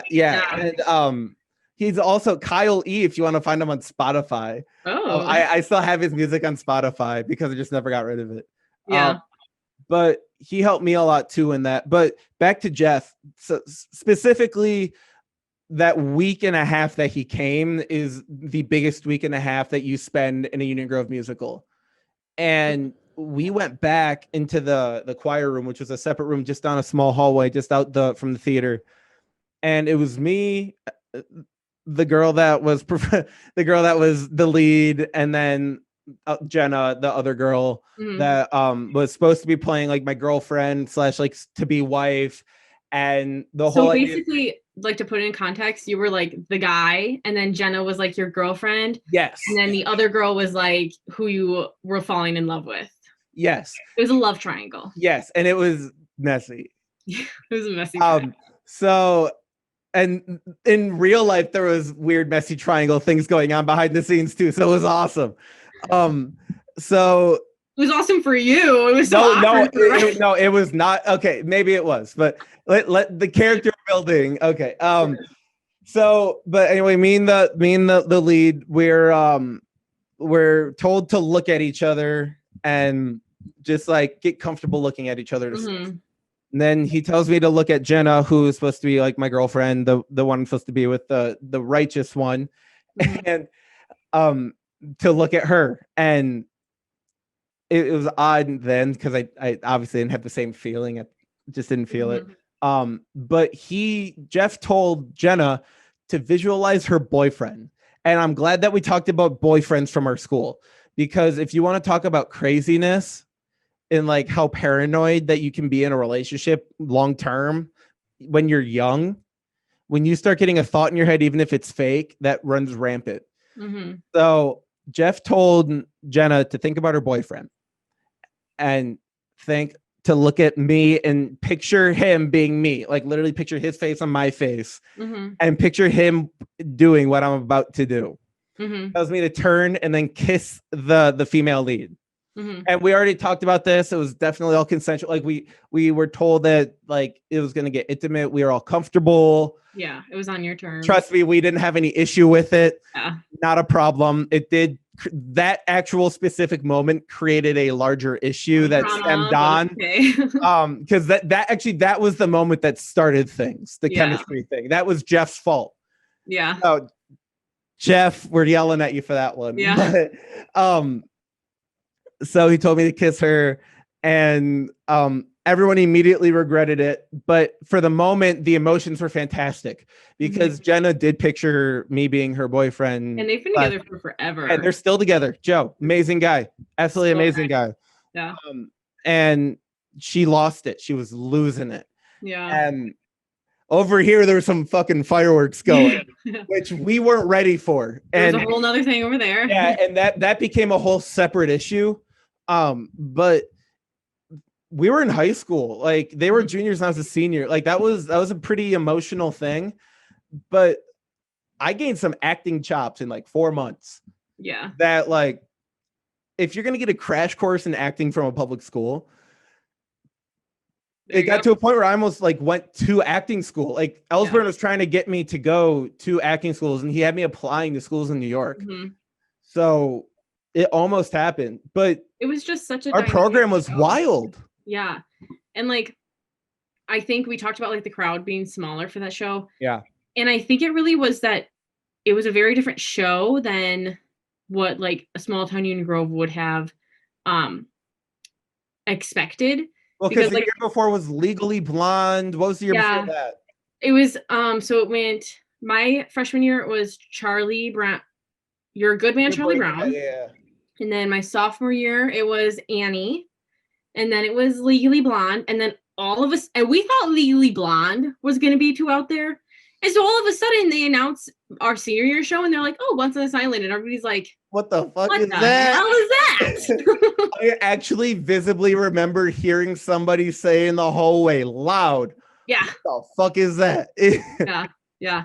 Because you know, they like posted on that billboard. So all of us theater people were like, what the fuck? Like what Well, show? What are we okay, doing? I don't know if this is true or not, but I just think this is funny. I don't know who said it, but I remember one of the adults saying like they were originally planning on us getting spray tans because they wanted us to look like it was taken more from a like we wear stage makeup and the stage makes us brighter. So we just need to look like our regular selves. So that's why we need to get spray tans. Yeah, the problem was that like at first I don't even think they knew how they were going to do the show because you only like, picked it. Yeah, what? Wait, didn't you pick it because you went to some festival and saw it, and you guys were like, "Holy crap, that's really good." Okay, I'm not sure that that's why we picked it. We saw it in a festival, and it was really good in the festival, but it was from a much bigger school, so much. You know, there were men and diverse people. Hey, I was in our show. Okay, our one boy or two. We had two boys. But I don't know if that's why they picked it. I don't remember. But when they picked it, the theater director was different. Lang was directing theater for several years. And so then Lang left and they had picked this musical. And so I think that like when we got there our senior year, it was just like, how are we gonna do this? Like what, you know, because we had researched the show and stuff like that. And so I think they came up with like a good way to do it. But yeah, I just think it was Okay. just different. So if we were in that position again, all right, and let's say we knew I was going to be in the show because that changes some ways to look at things. Give me a couple shows you would have rather have done that year with that cast specifically, because we had some strong female performers. Yes. Of varying ages too. I always wanted us to do Grease. We don't have enough guys. Exactly. Would have been hard. Well, we might have been able to that year. But if we would have done Grease, certain guys would have come out. Certain guys would have come out. And I think like we changed the show we did so much that we could have changed Grease. And it could have been like, sure, you have like the pink girls, but I mean, I played a male part. What's stopping us from putting some girls in those parts? So I think because of the conservative nature of where Union Grove is, that wouldn't fly. I think Legally Blonde was pushing it far enough as it is. But that's what was wrong with the show we did. So I think if we'd done a show like that, it would have just been that people knew the show. But I think another one, we've talked about it 1,000 times. I'm trying to remember what it was. There was like another anything Disney. I would have rather done anything Disney. We literally could have done Cinderella. Yeah, from what I understand, talking to E, there was talks about doing Little Mermaid, but we couldn't because simultaneously St. Cat's was doing it. My sister was actually in that. Yeah. Also, we couldn't do any Disney shows because we had to replace the something lights. Did we get new lights that year? We got something. We had to replace something super expensive. Yeah, we couldn't afford the rights. Yeah.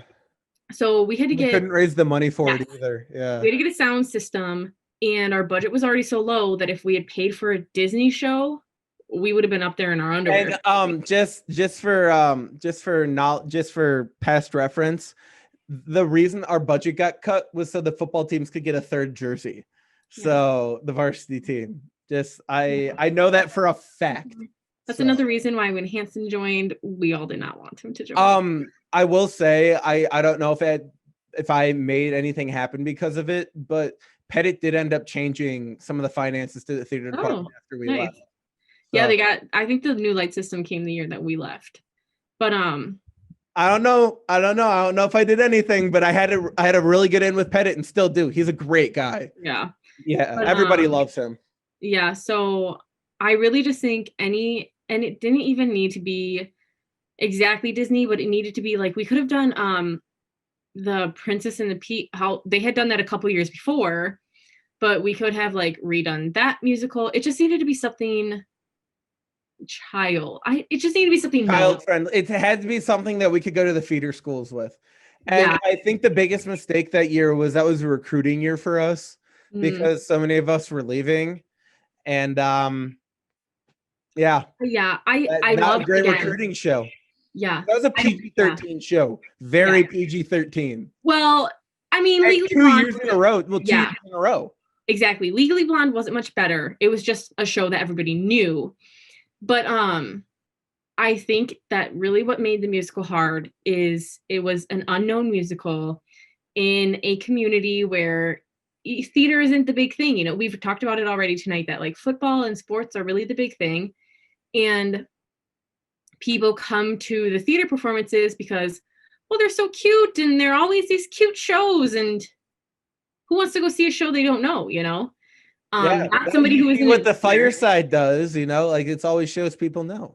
Yeah. And so I think that was hard. I got jealous when they did the name just popped out of my head. The show about the people it's a bunch of Jewish people on the roof. Fiddler on the Roof. If I was a rich man. Yeah. Yeah. I love that musical. They did that a couple years ago. Yeah. But yeah, so I think that they've gotten smart with that since they always do shows that are like really well known and they get a much better turnout because of it. Also, Beauty and the Beast they did 2 years after we left. I think the year after. I think they did the year after because my stepbrother was in that. He was Lumiere. Yeah, and Tennille was in that one. They did The Addams Family 2 years after we left, and that was huge really turnout. Yeah, well, they had some staff changes since then. Yeah, and they had an amazing company for that specific show. I think that like, here's what I'll say: our show was hard. However, I wouldn't change it for the world because we went through so much that year to bring that show to life that we were literally closer than I'd ever seen a company before. And I mean, like we still talk to this day. Yeah. And so most of us. Yeah, most of us. So I think that like made a huge difference in it is that it was a struggle. Like that was not an easy show to put on. That was not an easy year. We had staff changes that were sometimes unwelcomed. And it was hard. It was definitely hard. Whenever I say that, I always picture us when we would have to go downstairs in between musical numbers and literally strip those bodysuits off and like lie down on the cold ground because we were all soaking wet with sweat. Now here's the other thing. I think being in theater prepared me for college art classes, and because I got to a point where I was so comfortable around girls and minimal clothing. Yeah. To where a point where it was non-sexualized because of how frequently it happened with theater. And just for context, I was technically the only full-on straight male in that cast. Mm-hmm. And just by virtue of that being a thing, I was immediately not treated as such, which was really good for me though. But that's good though, because that gave me a different context or different view on the life that I never had before. And that helped me so much moving forward. And it just had to happen because we'd never worn those bodysuits before, and it's hot. And so in the girls' dressing room is of course smaller than the boys. Oh yeah, so we should say that we were all wearing bodysuits and ballet slippers. Yeah. And I am 6'3" at the time, about 215 pounds of muscle because I'm in basketball shape. Yeah. In a bodysuit, a nude colored bodysuit. I actually have a picture I'll probably put up of me licking a sledgehammer like Miley Cyrus because it was a nude bodysuit. It was amazing. It was just so hot. And so it just like made us all so comfortable with ourselves. I think I honestly can like remember the first time we did that was after, I think it was the first day we put those bodysuits on, And and we we're just all laughed them. about it. Yeah. Yeah, and literally we all walked downstairs and we were just standing there because we all couldn't fit into the women's dressing room, and Hansen was just like chilling because he's a guy and he like could take the top off, and all of us girls were just like, all right. And we just like took the top of our suits off. And immediately we're like, yep, and it's gonna be okay. And Hansen was just like, and we were all like, you're just gonna have to be all right. No, it helped too. I adjusted easily because I have a stepmom, a stepsister, and a sister who's both of them are relatively not much younger than me, like a year, 2 years. So it's not something that was new to me. So I adjusted very quickly, and it was out of necessity because there's actually a couple instances where people passed out from the heat in that building. So we didn't let that be a thing. Like, exactly. We just needed like the time to cool down, and we had done it before. I mean, theater is hard because it's so hot, and our building is in hard more ways than one because everything's so small. And so there's been a couple times where you just like kind of walk downstairs and you're just like, all right, get me out of this outfit because I'm 1,000 degrees right now. And that's after every show, because after every show you run downstairs, you whip off all your stuff as much as you can off, and then you run back upstairs. Everyone wants to talk to you. Well, but I wanted to bring this up because that's a huge thing. Because I want to hear about your experience with that, because you've always played good people in shows, haven't you?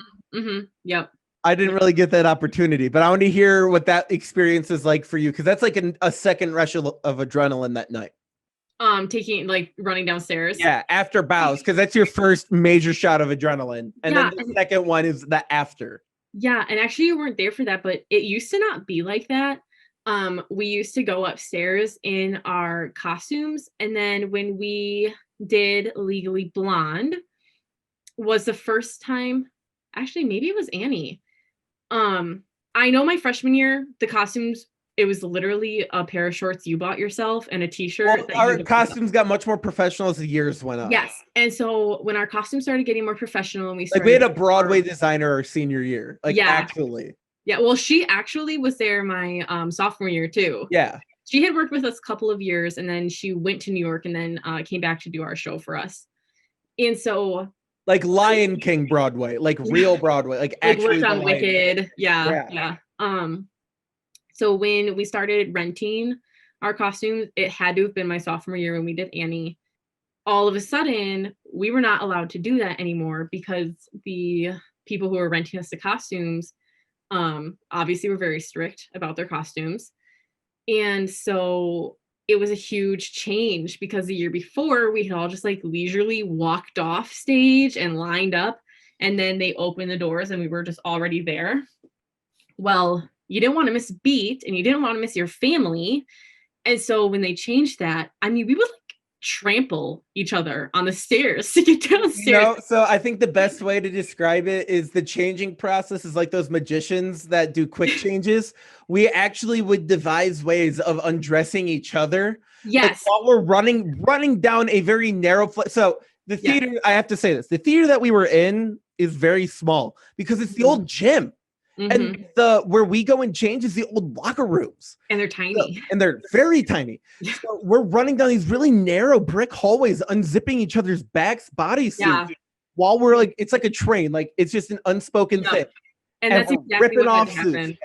Yeah, and so it was that year was actually the easiest because during Annie and everything, they weren't usually like zippered. They were usually like you had to take them off. And we weren't as close of a we were close, but we weren't as close of a company. Yeah. So you did have to wait for those dressing rooms. So you really were just like trampling yourselves like down these stairs to get to your stuff. And you were taking the small stuff off. Like you were ripping your mic off and any kind of like headgear or arm gear. And like if you had a sweater or anything on, you were taking that off. But sweater. Oh.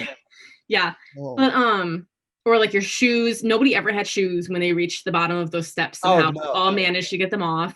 But I think our senior year was definitely the easiest transition because all of our crap that we were changing into would just be right there. And we kind of had buddies. Like we would all run down the same way every single night. And so when we practiced that, we were all just like, you know what? I'll unzip you, you unzip me. Like, So the one guy that I changed with the most frequently, Mhm. he and I like were never really the closest of friends, Mhm. but there was like this unspoken thing that like we knew immediately, like knew exactly what we had a pre-show ritual too. Oh, And really? you taught me how to contour my face. Yeah. Yep. So that, and I still know how to do that. That's a skill Yes. I'm going to take to my grave. I actually use it sometimes when I'm doing news Yeah. stuff here, Yeah. or if I'm doing any like high level TV games. So I I still taught use that. I taught the other guy how to contour. I taught a lot of people how to do stuff like that. I'll never forget like the second night of our shows. I literally looked at the love goddess and I was like, I'm gonna do your eye makeup Oh, today. Jenny. Oh, I miss her so much. She was so sweet, but I was Such a like, I'm pure gonna person. do your eye makeup. Yeah, Yeah. so pure. Um, But but so yeah. to get back, so you run downstairs, you're stripping off all your clothes. You Mhm. don't even take off your makeup. No, But you don't take people anything see off. you though, they're like they Yeah. think that you took something off while you were down there, but you didn't. Yeah. It was just like, and you have like pictures of yourself and you kind of look like a psychopath because in your costume, you like blend the makeup and you can't really see. But when you put, I mean, most of us would just change into like shorts and a tank top. And so when you put that on, it's like, oh, you're a pale pearl underneath all that makeup. And I'm like, yes, I Yeah. am. Thank you. Oh yeah. Yeah. Yeah.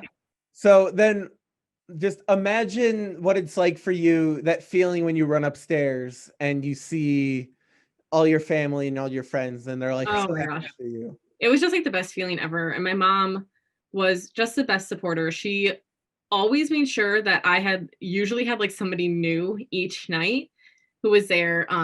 I really don't think I ever went a show. Well, I never went a show without my mother, who really was the person I was most excited to see Your after. mom was all of our rocks. I have to tell you, Yes. because she pointed out the show towards the end where the female lead and I had an off stage Yes. issue. She came up to me after the show, was like, I could tell something was up because we Yeah. had like this love scene behind a scrim. So it was just our shadows. We Mm-hmm. could even tell our body language, which was surprisingly full of chemistry for high school. Yeah. Yeah. She could tell something was off. So your mom had eyes. Yeah, my mom just she loved that theater department and she loved all the kids. Um and so I think even she kind of had a rush at that time of the show because she was just like so excited to see us all and congratulate us all. She really is just an amazing human being. But it's just such a feeling of like euphoria because you've again worked so hard for something and it's done and like you're kind of sad. Um even though you're going to do it maybe the next day, like you're still kind of have that feeling of like, oh, one show done, like I can't believe it's already here kind of feeling. um and it's like humbling. It's humbling to like know that this group of human beings, like you worked together so well to put something so amazing on. Well, I love those Saturdays where you have two shows. Yeah, I those are love the best days. like those days keep me thinking like if I ever got back into acting, I'd totally be cool with it. Mm-hmm. But and to go along with that, even I would say that the experience that I had acting because of even our choreographer was amazing. Yeah. Like like some of the emotional situations she put us in to get us to do certain things on stage, like physically, Yeah. was next level, like not high school level, but we all became better for like how many like there's probably three or four of us at least that did some sort of collegiate theater, Mm-hmm. and there's a couple that did very high level theater and Yeah. they weren't necessarily expected to do well, but because of the background that we all had, like if we wanted to keep going with it we could. Yeah, we really, and she was great. She also was one of them that just like cared how we were doing. Like Oh my she goodness, cared yeah. about us. And I remember The car story, that was the big yes, one. she She used to lied. That get, was a lie. That was a lie. oh Not really? true. That was She not used true. to get so emotional with us because like we needed that. I honestly think that she taught me a lot more about acting than some other people because like she made it real. Like you're saying, I think I knew that that was a lie. I think we found that out after the shows. Yeah, it was right after the show got done. Yeah. But We didn't that whole time though, but yeah. And she did that because like okay, so put that in perspective. Yeah, give us the story really quick. Yes. At least what you remember of it. In the show, there's a scene where Daniel crashes his car. Yes, Hansen. And that's how he's introduced to like the island. Well, we were island animals. And we were trying to do this scene, and it was choreographed as the dance number. So she was teaching it to us. And every time she would stop us at the exact same place. Hansen would be lying on the damn ground. We'd be standing over him like, oh my God, oh my God. Right. And she hated it. Over there, and I'm like, I'm perfected a seizure thing where I have to have like a system to like let the female lead know that I'm not actually dying because it looked too good. Yeah, she hated it every single time.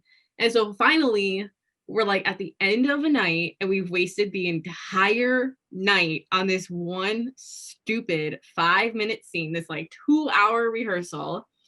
And we sit down, and she goes into a story about like coming up on an accident, and the woman wasn't going to make it, and that she lied to this woman, holding this woman's hand. And man, was she bawling. But she was bawling her eyes out. She was so full of it. It was the best acting I've ever seen. She was she was shaking, and she was emotional. And she was like, I just need you to bring out some of this emotion. Like, I need you to feel what I'm feeling. And then sure shit, after the show, we're all like, that was a fucking lie. So here's the thing.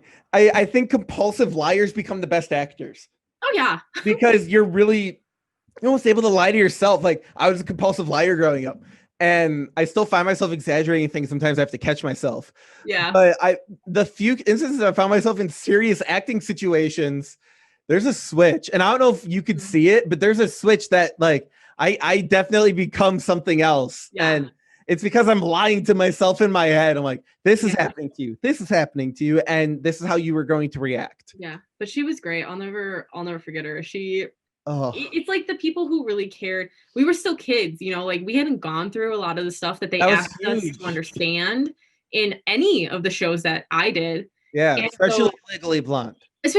We were supposed to be college students, and we were like, I don't know what that means. Like, I don't know what an LSAT is. Oh my God, you guys. Yeah, and I'm like, we were so confused, and she choreographed that show as well.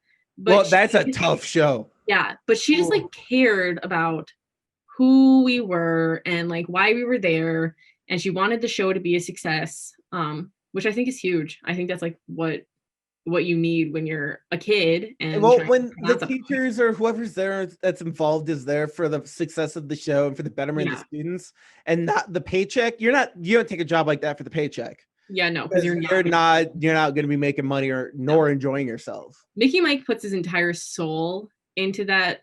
Literally to a point where it physically is making him more ill than he has to be. Yeah, we literally would be like, no, Mickey Mike, we'll do that for you. It's okay. Take a break. Sit down. Like, he has already like health conditions. Yeah. And he has pushed himself to a point where he probably wouldn't have been without theater. But he does it because he loves it so damn much. Mm-hmm. And I think that's a passion that like he's a man that's changed my life. Oh yeah. And everybody that's worked with him can say that. Yeah. And there's very few people that affect students the way that he does. Mm-hmm. So I will always say that I think there's more formidable experiences in theater than there is in sports, because you're working with a group over a longer period of time without having to do your actual show. So you're really getting to know a person. It's also, it's just really intimate because I feel like with sports, like I said, I've done both. And so with sports, it's like you have to work as a team because you want to win. But with like theater, sorry, I thought somebody knocked on my door. With theater, it's intimate because you're working with this group of people to like portray a different life.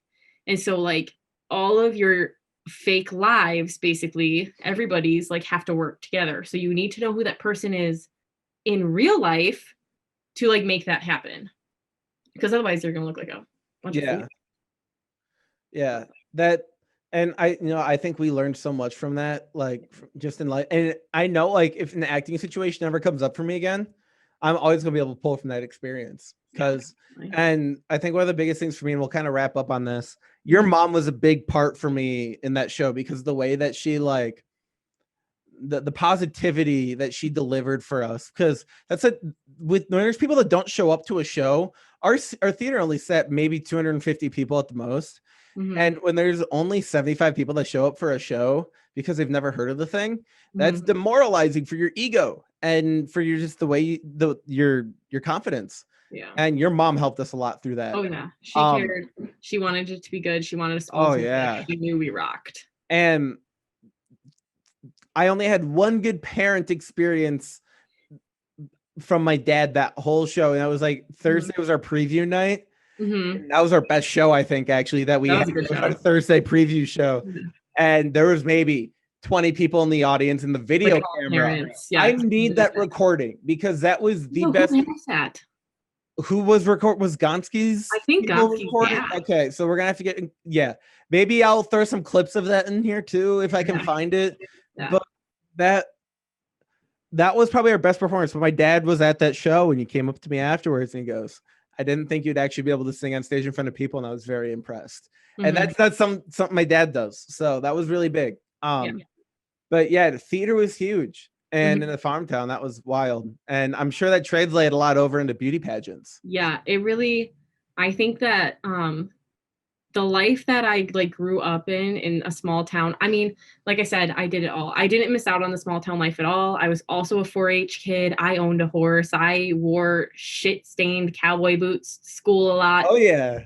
Yep. But I also had that double life where I was like a theater kid and I could turn it on and off, and I was a pageant girl and I could turn it on and off, and I loved all those lives. But I think in the end, like what I've noticed since kind of exiting all of those parts of my life is they all really played together. Yeah. Not one of them would have been the same without each other. Yeah, definitely. Yeah. So I think so to finish up, going forward, what do you see yourself doing, and how do you think these experiences that you've had kind of will help you? Yeah. To be honest, I have absolutely no idea what I'm doing with my future. I'm a comm major graduating, and if anybody knows comm, it's you can do anything. Yeah, basically, which is kind of why I picked it. I'm kind of just gonna live my life how I've always lived it. I just end up where I end up, and I've made the most of it. Specifically, I'm focusing on being an amazing aunt in the next couple of months to my brother's baby, and just helping my mom, and we just have a good life together. So that's really just what I'm kind of focusing on. I'm just hoping to land somewhere near home. Well, I'm really excited for you. That sounds like it's gonna be so cool. Yeah, I'm super excited. Well, thank you so much for coming. This is the first episode. Like, I'm excited. Yeah, so I'm gonna say the name right this time. Narrative Nonsense episode, at least the first recording. I'm sure this will probably be the first one that goes up.